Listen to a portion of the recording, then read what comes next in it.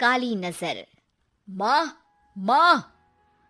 अरे क्या माँ माँ कर रहा है? बकरी का बच्चा है क्या? अरे माँ, मजाक छोड़ो। मुझे फाइनली वो मेन चौराहे वाली दुकान मिल गई है। अब देखना, आपका बेटा दुगनी स्पीड से पैसा कमाएगा। ओफो, ये क्या? मेरी ऑनलाइन मेकअप क्लास चल रही है। इतनी जोर से क्यों बोल रहे हो आप दोनों? अरे मेरी धर्म पत्नी जी, मेकअप क्लास बाद में करना। वो चौराहे वाली दुकान मिल गई है हमको। अरे वाह! रुको, मैं अपनी माँ को फोन लगाकर बता देती हूँ। अरे मैं भी अपने रिश्तेदारों को बता देती हूँ। कितनी खुशी की बात है।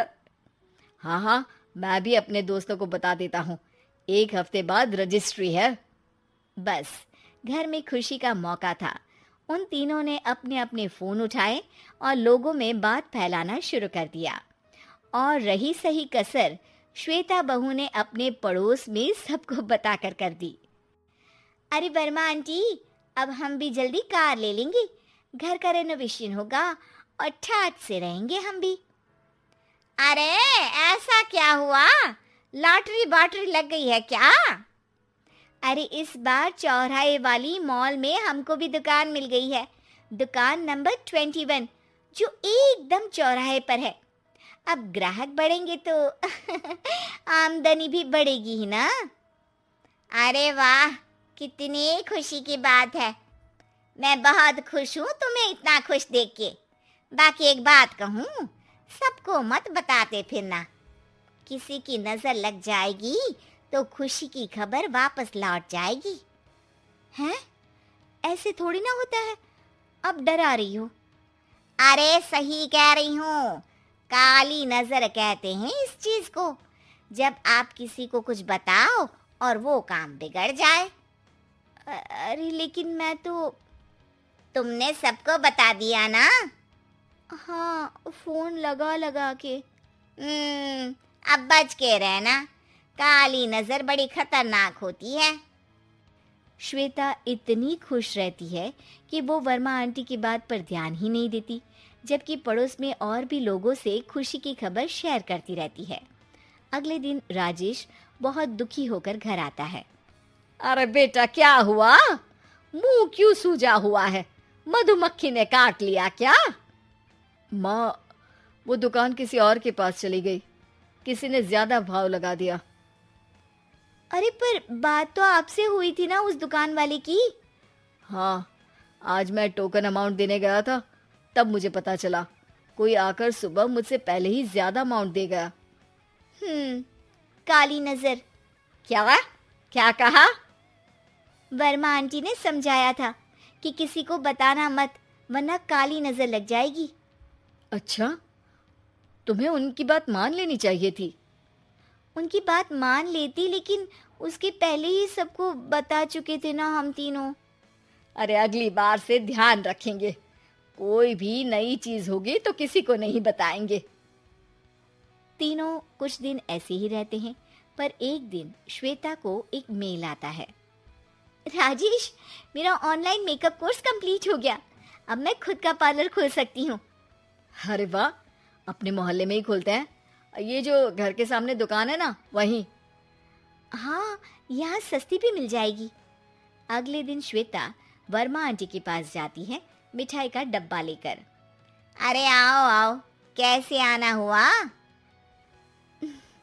जोर से नहीं बोलूंगी। वो सामने वाली दुकान है ना, वहाँ मैं अपनी पार्लर की दुकान खोलने वाली हूँ। उसकी मिठाई है। अरे वाह, बहुत बधाई हो तुमको। हाँ, मैं कमाने लगूंगी तो राजेश पर पूरे घर का बोझ नहीं रहेगा ना आंटी जी। ये तो है। पर ये बता कि तूने ये बात किसी और को तो नहीं बताई ना? अरे नहीं नहीं, पिछली बार गलती कर दी थी।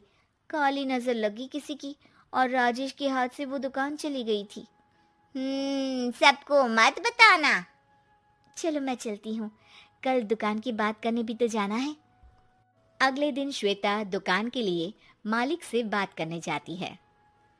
अरे लेकिन दुकान तो हम कल रात को ही किसी को दे चुके हैं। कल ही? हाँ, कल ही।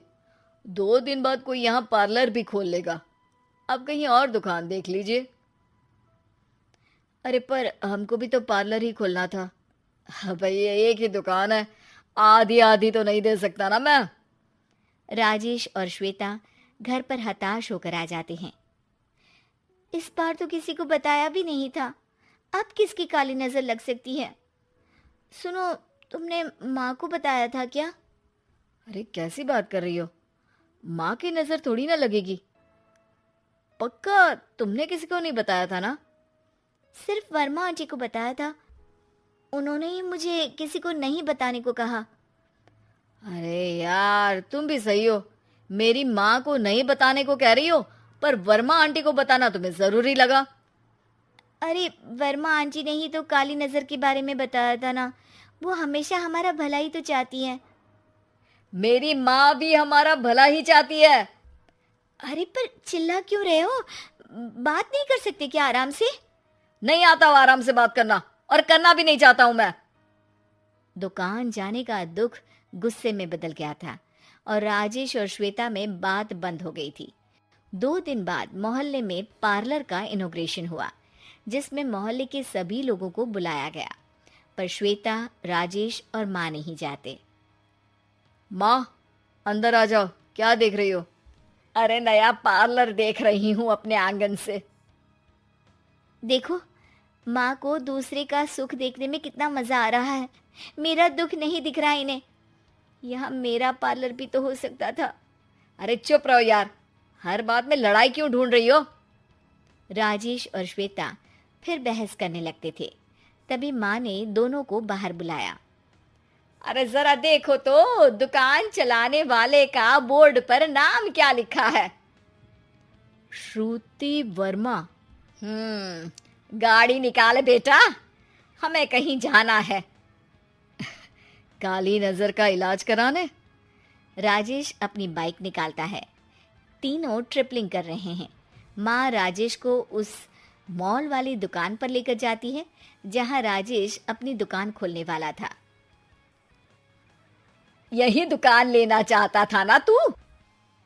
हाँ, पर इनको भी दुखी करने लेकर आई हो क्या यहाँ पर दुकान दिखाकर? वहाँ काफी नहीं था? अरे श्वेता, थोड़ा सब्र रख, अभी पता चलेगा कि हम यहाँ क्यों आए हैं। बता, इस दुकान चलाने वाले का नाम क्या है? अनुपम वर्मा। कुछ समझ में आया? वो दुकान वाली श्रुति वर्मा, ये दुकान वाला अनुपम वर्मा, और हमारे पड़ोस में हमने उस दुकानों के बारे में बताया किसको था? वर्मा आंटी को। मतलब वर्मा आंटी ही हमारा काम बिगाड़ रही है? नहीं नहीं, ऐसा नहीं हो सकता, ये बस इत्तेफाक है। राजेश अपना फोन निकालता है और श्रुति वर्मा और अनुपम वर्मा के नाम फेसबुक पर सर्च करता है, जहां ये दोनों ही वर्मा आंटी के रिश्तेदार होते हैं। श्वेता को समझ में आ जाता है कि वर्मा आंटी की ही नजर काली नजर है। अब क्या करना है? कोई भी खुशी की खबर हो तो काली नजर से बचना है, यानी वर्मा आंटी से बचना है। अरे पर मुझे ये समझ में नहीं आया कि वो हमारे साथ ऐसा क्यों करेंगी।